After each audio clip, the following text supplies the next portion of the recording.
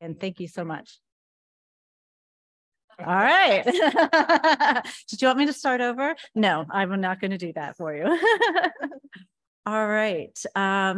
You know, as I said, we have been working very diligently to pull things together to support these common forms and make sure it's easier and reduce that burden on administrators. And also, of course, to comply with NSPM 33, which I know is a hot topic for everybody. And so what we've been doing actually with feedback from the FDP that we've done before and anybody else that has reached out to us, we have been working to enhance these forms and make them easier. We've been able to, and I've listed here a few of the items that we've already implemented, that we've already started working on as well. You know, we've been able to implement editing large author lists. You know, we know that was a huge pain point, and of course, wanting to be able to get that author list whittled down so you can comply with the page limits. We've been able to do that. And this is another hot one that I know came recently, was actually allowing users to see a draft preview of the document prior to certification, just so you can print it out, see it on screen, however you want to see it, before it actually gets certified. We have a character counter for large data fields. So if you're copying and pasting or however much, you know what that limit is, and you don't have to go through and then get it cut off and figure out where you want to edit. We also have the month and date picker. It's just an easy, intuitive way to enter all of your date information. We have clearly marked error message. I know in the old user interface, it was a little wonky at times and not as clear where you needed to enter your edits. So we have clearly marked that. And we already have a lot of other things on our roadmap for this year that are really exciting, and I hope that you guys will enjoy. And as David mentioned, we did receive some questions. And so we've kind of just taken those questions that we've received from the beginning and kind of worked through. And when there are specific questions that actually, if you could answer, maybe I'll just kind of hand it over to you if you want to do that, Sherri, and we can move forward. And as David said, if there's time, we can answer any questions after the fact, or if there are any questions as we're going through it, please feel free to step up to the mic and ask us some questions. All right, let's go ahead and get started. The first question, Sarah, if you don't mind going on to the first one. All right, what are we doing to enhance usability and reduce administrative burden? I understand that the old UI for the current and pending other support and what we currently have for the BioSketch is a little wonky, and it is a little sometimes tough to navigate, we'll put it that way. We did launch the new user interface, which is a very streamlined, what we anticipate as being very intuitive, straightforward approach to entering all of the content for your financial documents. We are working on launching that biographical sketch into the new UI as well, with the same functionality. Everything that you currently have today is just going to look a lot nicer, and it's going to be a lot clearer and easier to input your information. We are currently in the research and the discussion phase of understanding different institutional workflows and how we can leverage that structured data. I understand that it can be a little challenging as well. So if we can work to make that easier for you, we definitely will. And we are working on it, just haven't, we're getting through BioSketch first. And we are also, again, working on additional enhancements just to make it easier to navigate SciENcv as a whole. The Managed SciENcv page, we're going to be updating that so you can make it easier to find all of the information you need, as well as the homepage to get you, once you're logged in or whether you're not, to get you to the information and the location that you want to easier on our site. All right, next slide, please. On to the first question, and actually, Sherri, what are the different permissions available through research.gov versus third-party login? Okay, first of all, can everyone hear me okay? With our third-party logins, when you log into SciENcv or my NCBI, any of our account tools, it is just your login mechanism. There are no specific permissions associated with it except for your own account. The only exception is if you are made a delegate. Then you have the ability to manage one person or many people's actual accounts. Now, what does that mean? That means that you have the ability to create, edit, and modify any of the SciENcv documents, You are not able to certify the documents. That is going to be for your PI or the person's account that you are managing. However, and Carol will be showing you a demonstration shortly after our presentation here and after the answers and questions, where as a delegate, you have the ability now to view current and pending support. So before your PI, for example, would actually certify it, you can print a copy off. You can see what it's actually going to look like and make modifications. Now, one of the caveats with that is once they certify and you go back and modify, that PI is going to need to certify it again before you're able to actually download the PDF itself. Great, thank you, Sherri. All right, on to the next slide. And this one actually is back to you. Is that please clarify the delegate roles and functions and visibility and who certifies documents?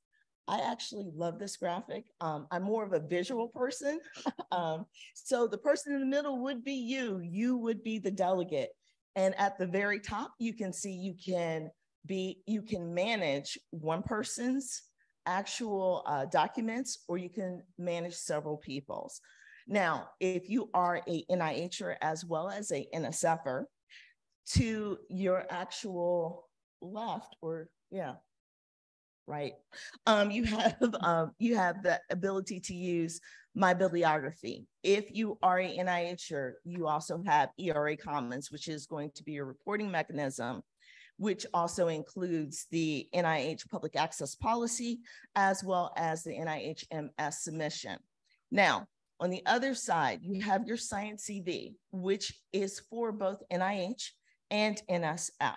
Now, for NSF, you have the ability to do your bibliography, as well as current and pending other support.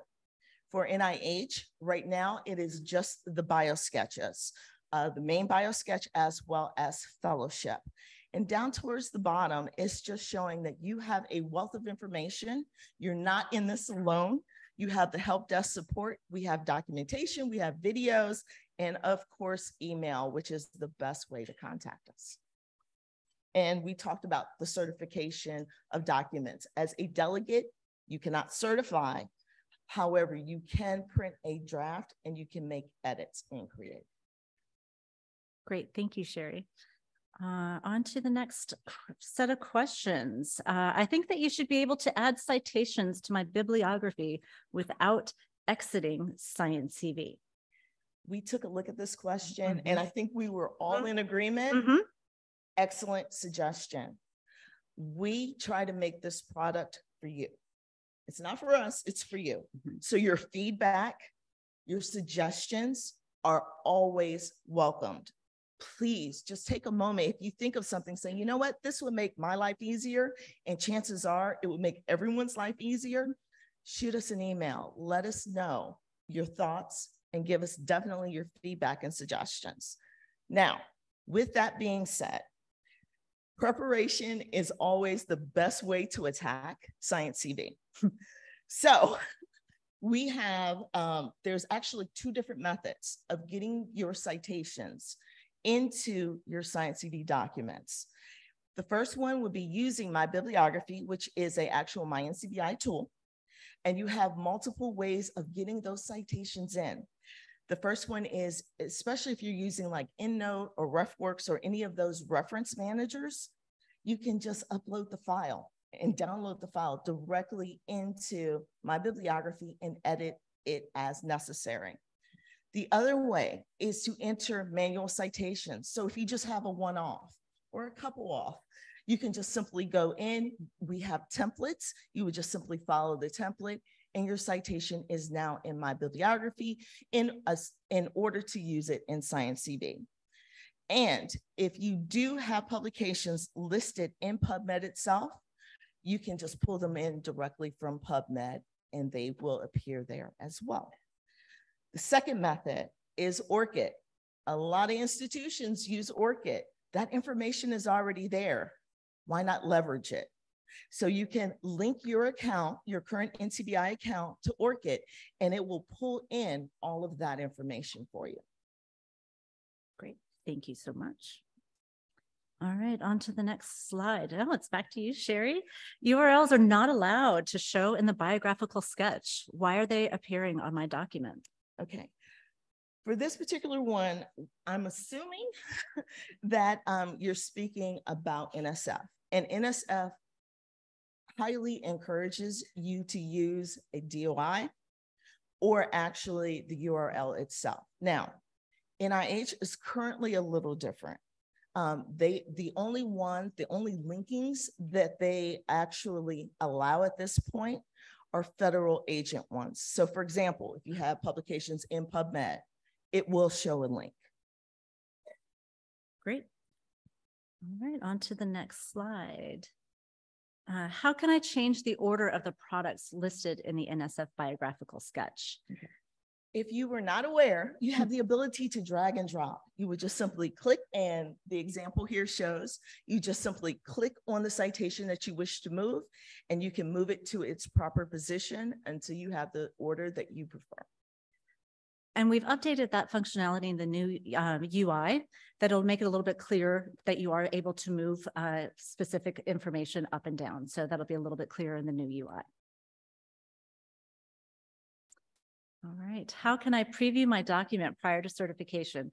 Again, this was almost immediate feedback that we received once we launched out the new current and pending other support. And so we worked diligently to get that out as quickly as possible after the initial launch back in January. And as you can see at the top of the page, and I can do a live preview after we are finished with all the Q&A session, it's again, right next to the download PDF button, and it's a view draft, and it will either open in a new browser window, or it could also open in the same, depending on how your browser settings are. And you will be able to see the entire filled out form. You will have draft watermarks throughout the page, so it is very clear that it is a draft and it has not been certified.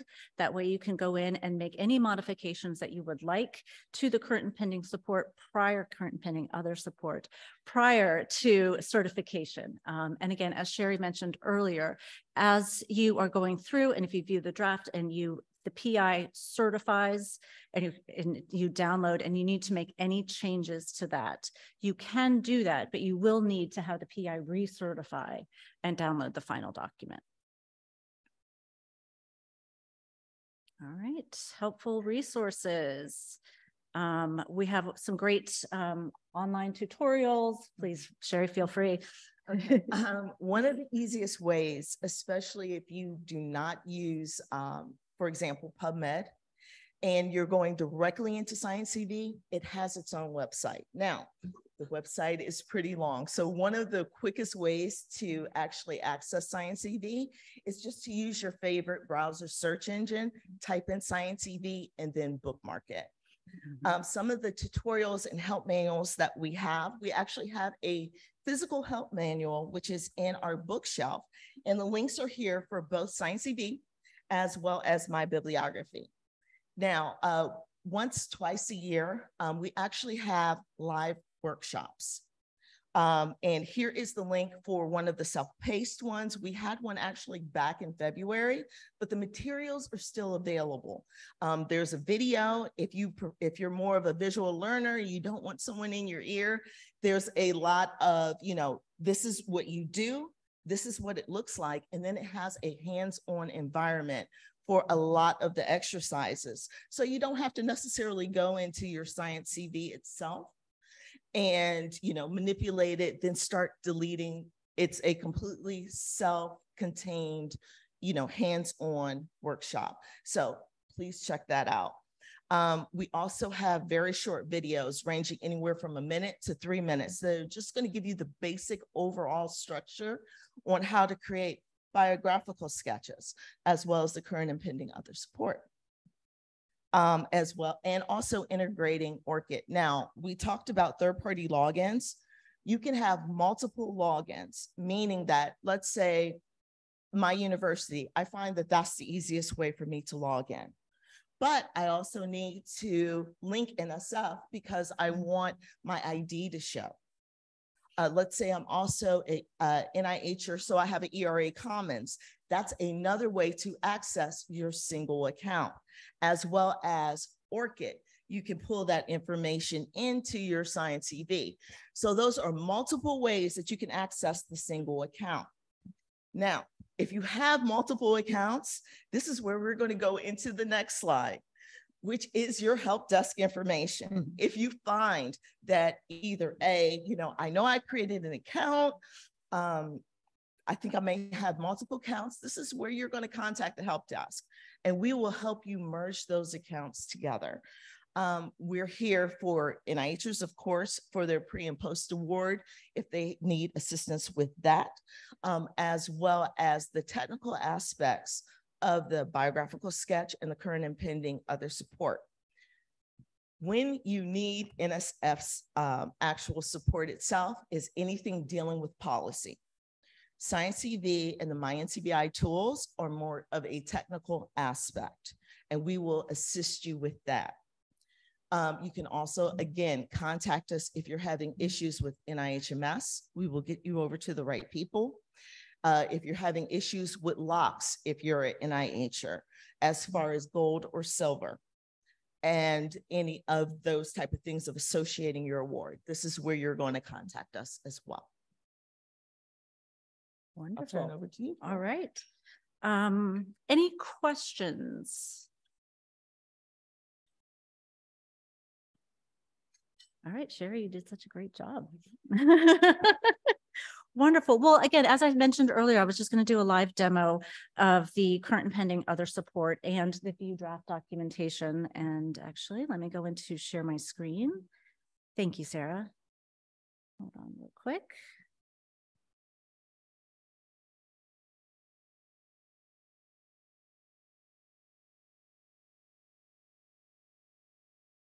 Can you enable it for me, Sarah?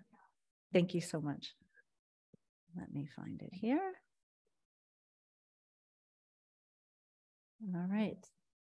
We are live and ready to go. All right. So this is, again, the NSF current and pending other support.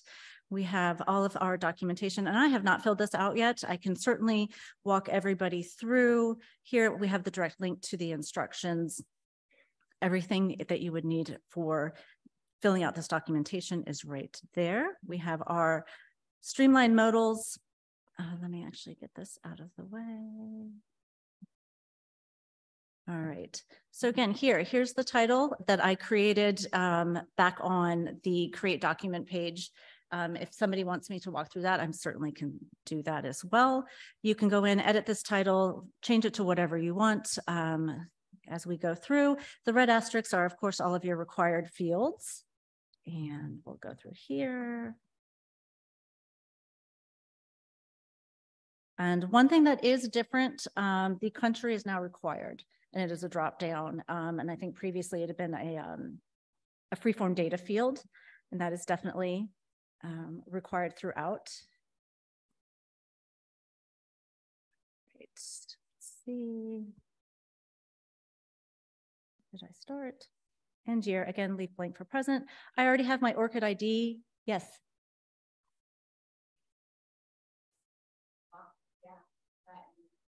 Because right now we could go in there, change it from Carol to say PI Brilliant, manually complete everything, download it, and then we have the PI Brilliant certification.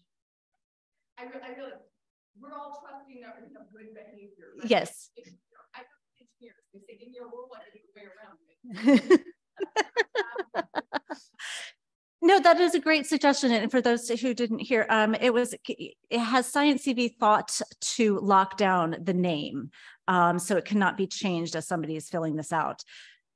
I don't know if we have received that suggestion previously. Actually, when there are, I guess, bad players, as you say, there is actually an XML behind this PDF, meaning that when you upload it to NSF or NIH, they know exactly who you are.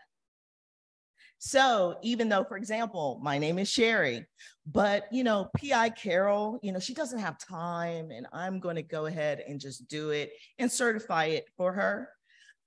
They'll know Sherri is the actual one who did it because it's associated with my login information. We went through a test case, and and on the upload it does not flag it. No, we don't do a check for that specifically. So administrative, I think so that it can be recorded, if you could come to the microphone for the question. But the question was, does research.gov actually validate that? And the answer is no. But that is a misuse of the system, which has pretty significant impacts if you, if you're caught. So that's what I would tell the PIs, that don't do it, because I mean, right, you go to all that work to do a proposal and then maybe get an award, and then there's consequences if you've misused the system, and I won't characterize it further than that. But yeah, I mean, I think it's, in terms of practical, can it be done? Can you hack the system? I mean, I can take that back to policy and talk about whether we should lock it down. There may be a reason to make that, to keep that field to be editable. I can't think of one off the top of my head, but yeah, thanks. Well, yeah, maybe so. exactly. Like, for example, my last name is Holland Bailey, but sometimes I go by Holland, sometimes I go by Bailey. So, depending on how my publications appear, let's say, I drop the Bailey and I go for Holland from this point forward, there may be reasons why my name would change. But again, that information is an audit trail, and it's in the XML, which is automatically attached to the PDF and cannot be altered. That's very helpful to know. Thank you. Yeah. We can help provide that back. Great. And yeah, as Sherri said, we can audit. And, so if we needed to, we can certainly go back and find out what changed. All right. Any other questions on this before I move on? No. All right. We're going to, there we go. All right. And again, all of my information here is saved in the background. I have my, well, that's interesting. Always like live demos. That's always fun. Again, my ORCID ID is linked here. If I had NSF linked, it would also be linked. I can go in here and edit anything that I needed to, and that'll show up. And we can save. And yeah, the title has changed, so if anything that needs to be changed, it can be there. And again, that's an interesting bug. Always fun to do live demos. Again, onto the project proposal summary. Again, we have our title, got a big project going through. Again, if you know the proposal award number, you can go ahead and throw it in. If not, it is not a required field. Why are we doing this?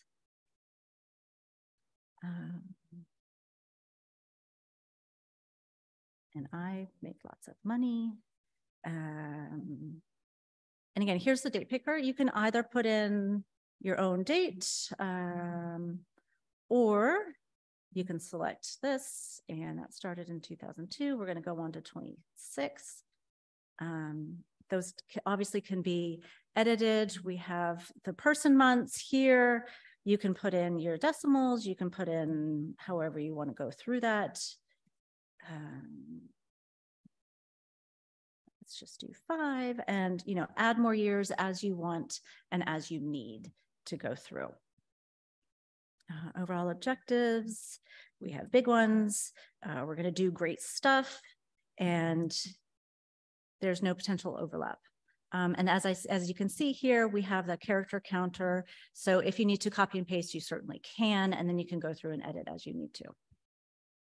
And again, you can go in, add another entry, and you can keep going. Any other questions? No? Can I add one? Yes, you may, of course. Okay. Also in the project proposal where she has 0.5, so it also validates. So you can't go over 12. You can put, XX.XX. So if, let's say you only have 0.01, that will be allowed. Another feature, which is also added into this, is you cannot have both $0 amount and 0 effort. It's one or the other. Otherwise, you will get a validation error there as well. Thank you. All right. Oh, it is on. Yes. So on like the project proposal summary, is there a connection point with like the NIH reporter or like NSF awards? So like it could pre-populate all that information for a researcher? We're working on that. Okay. Yeah, that is one of the suggestions we've received previously, and we are working to figure out a way to be able to do that as well. Oh. There was someone in the back.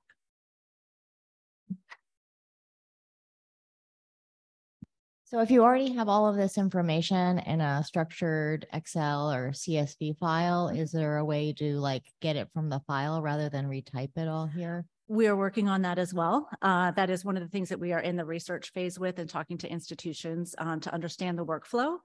So we then can support that. Thank you. Also, I'm sorry. No. Also, another nice feature of using SciENcv is you can put the information in once and you can copy your document, edit your document. So if you have, like, let's say, for example, let's say you have 10 awards. You can create one master file, you can duplicate it, and you can edit it as needed. So, I don't have to put in, 9 this time, 8 this time, 2 this time, depending on whatever grant or award that I am applying for. So it's almost like if you put in the work on the front end, it just makes the work so much easier on the back end. But as Carol was saying, she is investigating the workflow of colleges and universities of people who are going after these awards. We're here for you. Keep those suggestions coming. Exactly. Sherri, could you talk about the versions as the biographical sketch versions change and how you're importing that data? That's that annual activity. Oh, yeah. No. That's a great feature. Okay. Okay. Go right ahead. Okay. One of the things that we do, as you know, especially NSFers, every year they come up with a new PAPG guide, and we work with them directly. We have a great working relationship with them. And so you never have to worry about having the latest version. Why? Because we actually let you know, for example, in Carol's demo, how she showed United States and actually having that as a required field. It wasn't required last year, but it is this year. So it goes back to, let's say 2 years ago, I put in all 10 of my awards and I've added, and I have this master file. Well, my actual country wasn't required. But when I create a new document, now I'll have a little warning sign saying, hey, before you actually certify this document, you need to go back in and take a look at your form because there are missing elements. So that's something that, we really work hard on. We try to make this as easy and as painless as possible. But of course, with everything, you have growing pains, and we want to hear about it. Yeah, no, that was great. And, the other thing, if you had put in your country previously and put in USA, right, and the format now is that drop down, that would still be a mismatch in our system, and that would still trigger an error, but it's easily fixed. Any other? Yes. Related to that, are there plans at all for an API to push and pull data with the local or the university sponsored research systems? We are looking into that. I don't know exactly what the solution is going to be, but we are looking into all possibilities. Thank you. You're welcome. Oh, there's.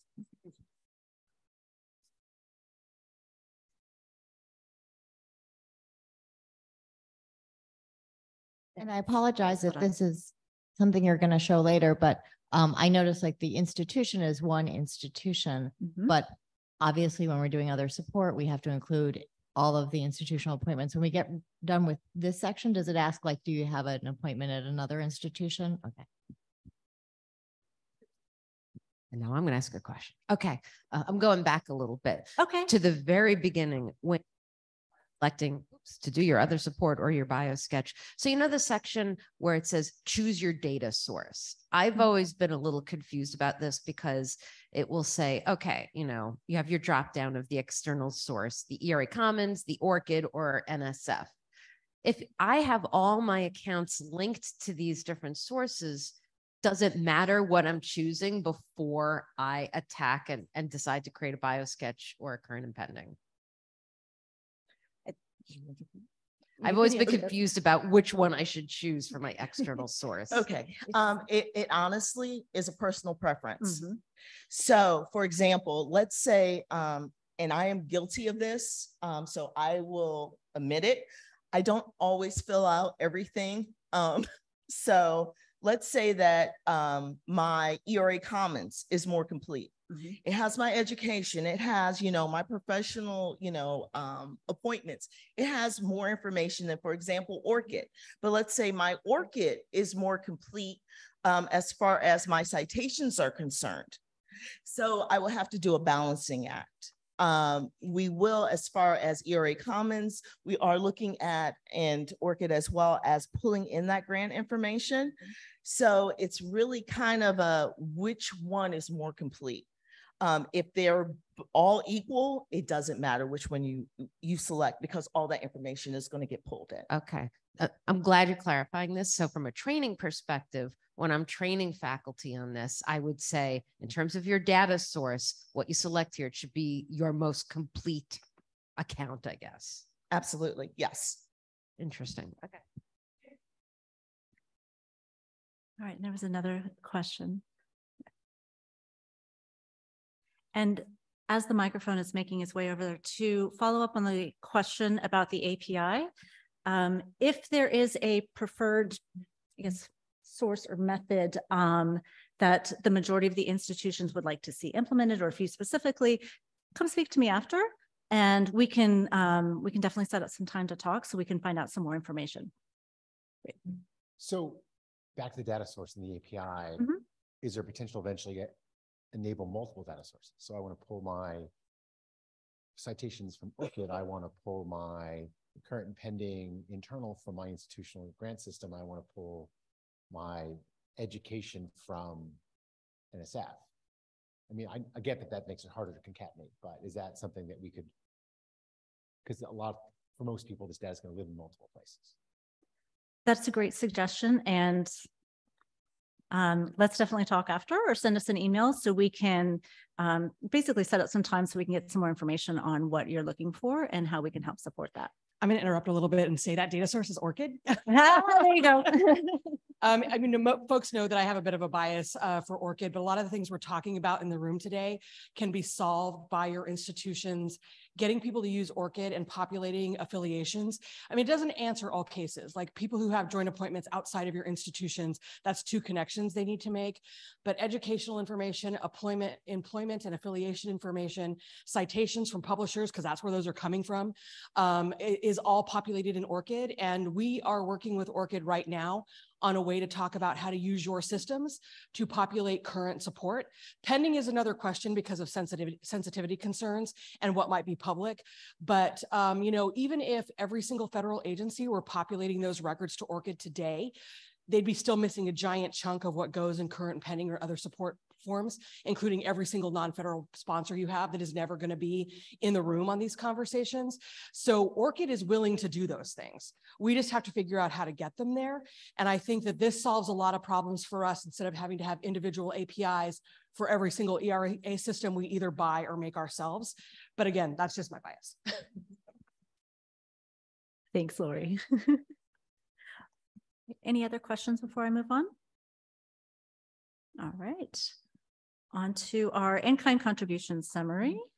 Again, similar modal pop-up, very user-friendly. Let's see, we're going to do office space. Students, we're going to be doing current. NIH is funding. Again, same kind of calendar selection. See, this one is going for this year.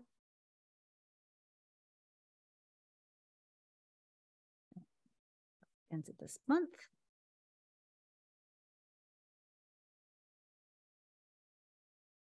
And to Sherri's point, we can do 5, we can do, actually go up to 12. That might not. All right, we'll come back to that. All right, overall objectives, again, required field.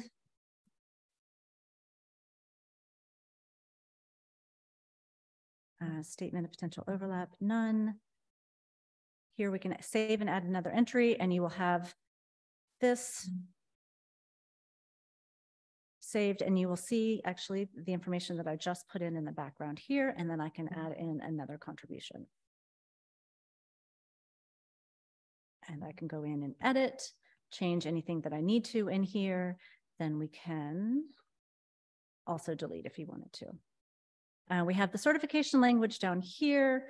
We can download the PDF. We're not going to get there just yet because we're going to end on unable to download the PDF. Please try again later. Do we know if I can get to log out? I might have to log out. Okay. One of the things that sometimes you will experience, the system will log out if you take too long. So if you start to work on something, come back and you receive an error like this, we always suggest log out, come back in, and then continue to work. It will log out, it will kind of reset itself if it's left idle too long. So we just had a perfect demonstration of that. So. Perfect example. Yes, there is a time constraint on these, but this is the draft PDF. Of course, you know, if I have everything filled out with all of my certifications copied in and all of my information, you would see a full page here rather than just the draft watermark. But this is exactly how it would look, and we can go from there. And from there, sorry, this is in my way. We can go back, and if everything looks great, then we can go to download the PDF. Again, you're automatically popped up with the certification. Your PI agrees. And then we have the new version. Yes.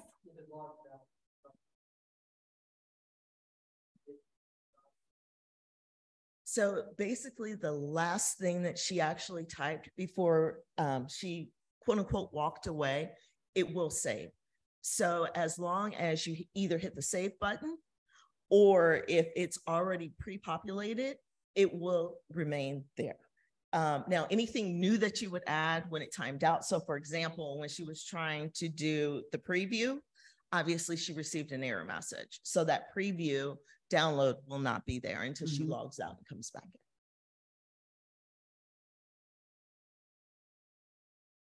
in. All right. And here's my final certified NSF current pending other support. And if you notice the last line, it has her name.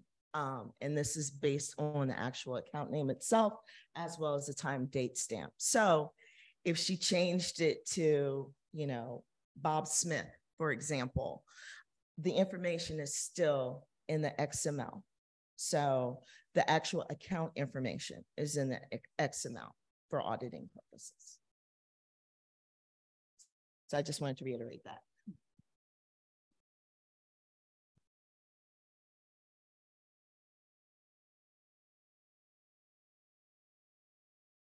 So since you were demonstrating, right, it seems like it didn't save any of the stuff that you just demoed to us. So is it possible to get a like logged out notification for faculty? Because I know that when they do it for the first time, they're likely going to need to go look stuff up no matter what we tell them. And I know what they're going to say if they go through and they do their, you know, 30 grant awards and then none of them are there. Fair. And it would be better if they knew. That's a great suggestion. Thank you.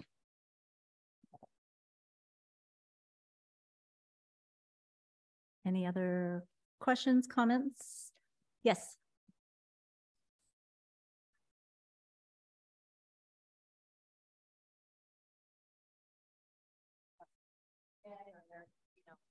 A joint appointment with Max Planck or some, you know, other organization. but I didn't see where you would put that and then like where you could have multiple institutional appointments. It just seemed to end after in kind. Oh. Sorry, I have this bar that's in front. And then I know you're demonstrating an NSF one, but will the NIH one have a place to upload your foreign agreements, which have to be attached? This is the common form for the NSF and NIH for the current and pending other support. So this is the document. I don't know, David, if that would be. So is the anticipation NIH is going to get rid of the requirement to attach foreign agreements to their other support? I'm not comfortable speaking for them, but I don't anticipate it. Well, then I think we need an upload if you're doing NIH. Thank you. Thank you. Give me 2 seconds.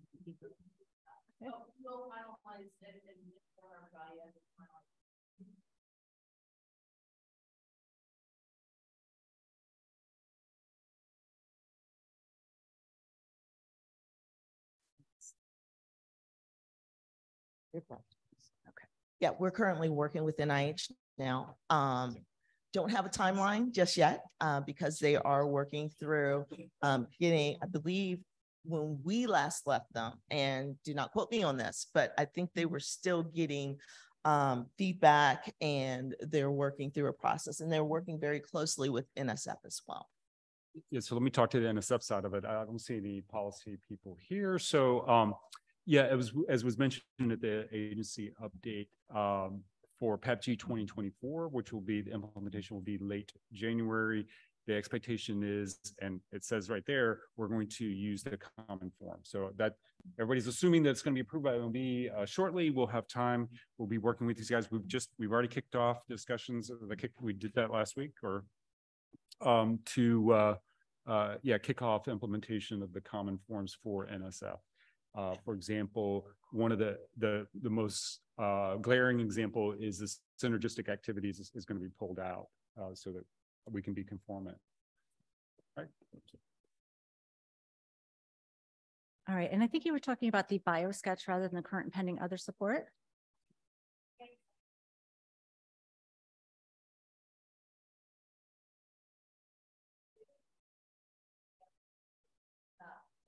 So if I have an investigator who has an appointment here, has 50% of their time in a foreign country at a foreign institution with grants there, that needs to be accurately reflected on this other support document. Oh. Yep. Yeah, I'm sorry, I wasn't tracking there, but my understanding is this is a policy issue, and this identifying the current institution. Oh yeah, the person only has one position, title, and organization. Was that was the question? Yes. Yes. Yeah, that's a policy issue. I'm sorry, I'll take that down and take it back to my colleagues. Thank you. Okay. And what Carol is about to show you is for the actual bio sketch itself.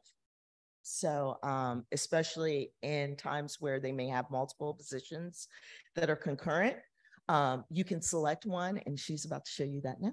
All right. So here we can go and add all of the information here. And we will have this functionality and then in the more streamlined modal when we launch this out in the new user interface as well. And all of these will appear on the PDF output. And if you notice the line right above where you can save, add other entries, there is a checkbox. So let's say that there are multiple ones, but there's one specific one that they would like to highlight, and they want to have that, make sure that that one is percolated to the top. They have the ability to check the box.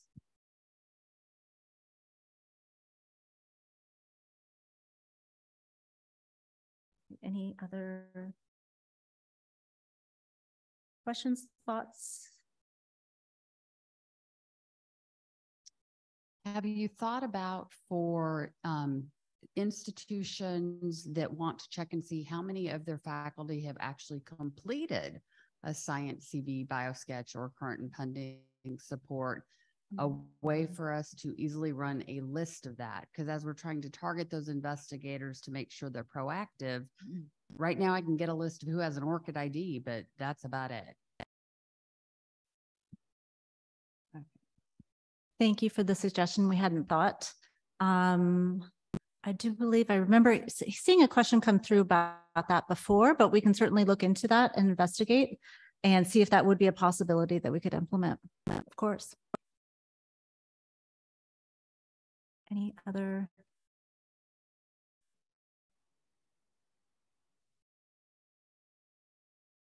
All right. Did anybody want to see another live demo? Did you want, was there anything else that I could walk anybody through? Any individual questions? I see one question over there. But I was noting the previous question about multiple institutions, and I can't read from here that, maybe it's my eyes, I'm not sure. But the previous NSF, you know, the old, current, and pending NSF style actually asked you what institution the grant was at. Is that field not on this current one? What institution grant was? Yeah, it asked where it would be performed. Performing institution. Okay. Give me 2 seconds. Because that would solve that problem of people who have source, their appointment. the source of support? Yeah. Yes. Well, not source of support. Primary place, excuse me. Primary place. Thank you. Primary place. Yes. Yes. Yeah. But if your site is a different institution, it would definitely show up.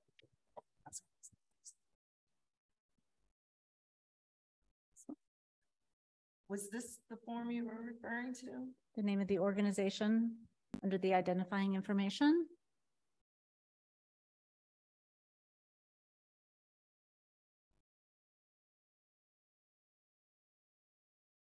Yes, it is.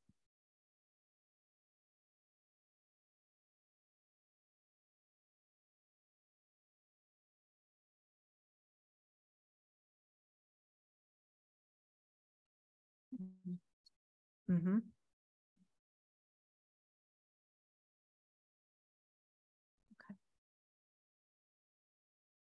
So yeah, you can actually tell the source of support Mm-hmm. as well as the place of performance itself.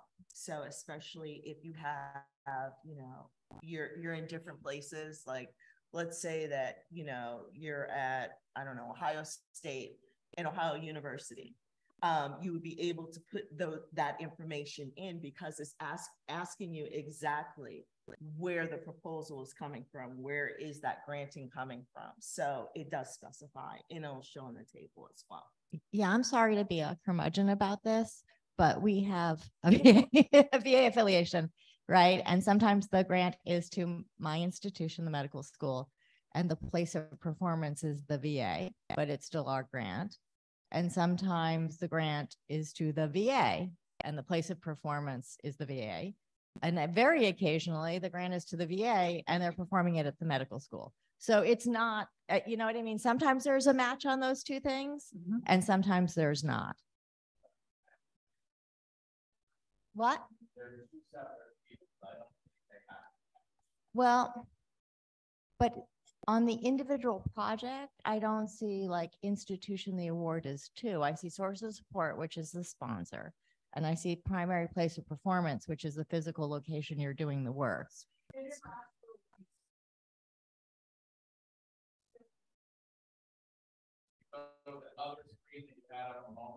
Mm-hmm.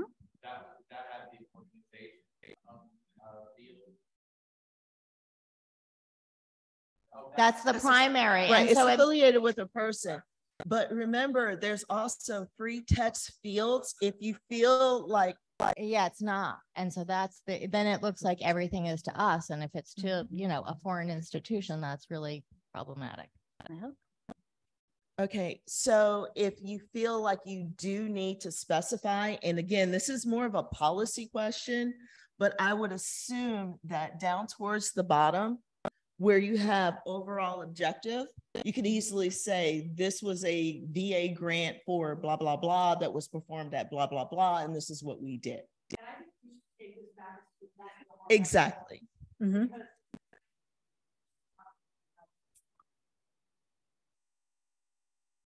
But this is actually a really great question for policy at NSF.gov.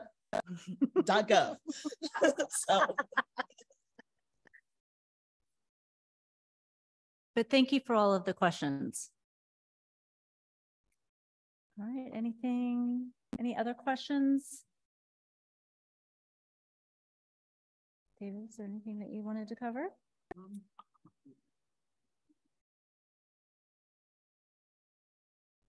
All right, well, thank you all very much. Appreciate the time. And again, if there are any individual questions, if there's anything that you wanted us to walk you through or anything else, any suggestions, please feel free to grab us or send us an email. Thank you. Thank you.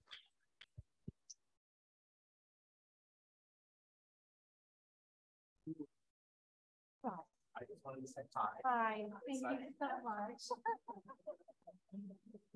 Thank you. Likewise. Likewise. Thank you. Hi. That's all right. So I'm from California State University.